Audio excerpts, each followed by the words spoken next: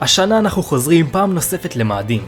סוכנות החלל היפנית הולכת לשגר לא אחת, אלא שתי קשושיות אל הירח הקטן של מאדים, פובוס. זו אחת ממשימות החלל השאפתניות ביותר. מטרתה היא לחקור את ירחיו של מאדים לעומק ולהבין אחת ולתמיד אם הם נוצרו יחד או שנקלעו לכוח הכבידה שלו במהלך חייו. פובוס ודימוס מאוד קטנים, דימוס בגודל של 12 קילומטרים בלבד. בגלל שהוא כל כך קטן בקושי יש עליו כוח כבידה ומאוד קשה לנחות עליו. פובוס הוא הגדול ביותר מביניהם, הוא בגודל של 22 קילומטרים. כוח הכבידה שלו הוא 0.01% מכוח הכבידה שיש לנו על כדור הארץ. אתם בטח שואלים את עצמכם איך ננחת עליו, וזו שאלה טובה. לאחר שהקשושית הראשית תגיע אל פובוס, היא תיכנס למסלול סביבו ותתחיל לחקור איזה אזור הכי טוב לשים את קשושית הקרקע. לאחר שהיא תמצא את המקום המתאים ביותר, היא תתקרב כמה שהיא יכולה לפובוס ותזרוק את הקשושית אל הקרקע בערך מגובה של 70 מטרים. בגלל החוסר בכוח הכבידה זאת תהיה נחיתה איטית במיוחד. הגלגלים של הקשושית ייפתחו ויעמידו אותה בצורה נכונה על פניו של פובוס. היא צפויה לעבוד שם למשך לפחות 100 ימים. בזמן הזה הקשושית הראשית תמשיך לסבוב סביב פובוס עד שב-2029 היא תנחת עליו גם ותאסוף מאדמתו לפחות 10 גרם של אדמה. תהליך האיסוף צפוי לקחת כשעתיים וחצי. לאחר שתסיים היא תפעיל את המנועים שלה ותיכנס למסלול סביב מאדים.